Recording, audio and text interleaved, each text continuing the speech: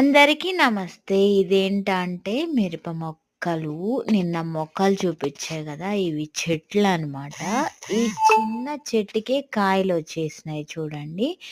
ఎందుకంటే నారు మలిచి అది ఎదుగుతాకి 40 రోజులు.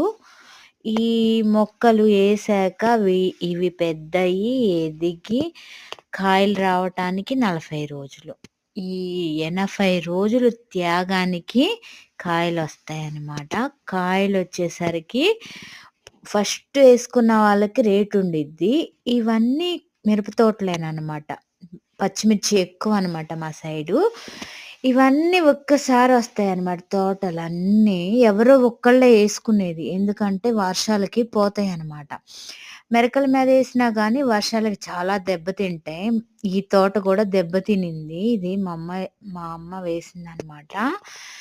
ఎంత చిన్న చిన్నగా ఒక చోట ఎదిగిన